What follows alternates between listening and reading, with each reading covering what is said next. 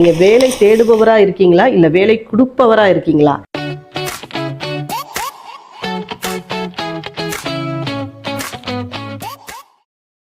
Young entrepreneur சொல்கிறாங்களே, இளம் தொழிலதிபர்கள் இதுக்குள்ளே வரணும்னா, சக்ஸஸ்ஃபுல்லாக இருக்கணும்னா அவங்களுக்கு என்ன அட்வைஸ் சொல்லுவீங்க நீங்கள்? இப்போ நான் ஆரம்பிச்சப்ப எனக்கு வயசு 50. புரியுது. ஸோ ஆனால் 50 வயசுங்கிறப்ப நான் அதுக்கு முன்னாடி என்ன பண்ணலான்னு யோசிச்சு எனக்கு வெளியில் வர்றதுக்குமே ரொம்ப கஷ்டமாக இருந்தது. ஒவ்வொன்றையும் கற்றுக்கிட்டு வெளியில் வர்றதுக்கு.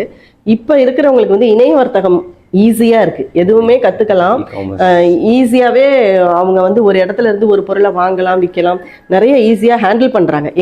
எங்களுக்கு வந்து கம்ப்யூட்டர் கற்றுக்கிறதுக்கோ இல்லை ஸ்மார்ட் ஃபோனை யூஸ் பண்ணுறதுக்கோ ரொம்ப சிரமமாக இருக்குது. ஏன்னா இந்த வயசுக்கு மேலே அதெல்லாம் கற்றுக்கிட்டோம்.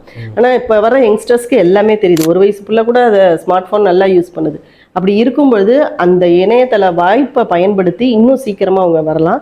அதே போல் ஆண்டர்பிரினர்ஸ் நிறைய பேர் வரணும். அப்படி வந்தால் தான் அவங்க பொருளாதாரமும் சரி, இந்திய பொருளாதாரமும் உயரும்னு நினைக்கிறேன். அதனால் நான் ஒவ்வொரு காலேஜ்லேயும் போய் ஸ்பீச் கொடுக்குறப்ப அதான் நினைக்கிறேன். படிக்கும்பொழுதே பிள்ளைங்க வந்து ஏதாவது ஒரு பிஸ்னஸில் நீங்கள் கான்சன்ட்ரேஷன் பண்ணுங்கள். அப்போ தான் உங்களுக்கு கெரியருக்கு அது ரொம்ப நல்லாயிருக்கும். கற்றுக்கலாம்.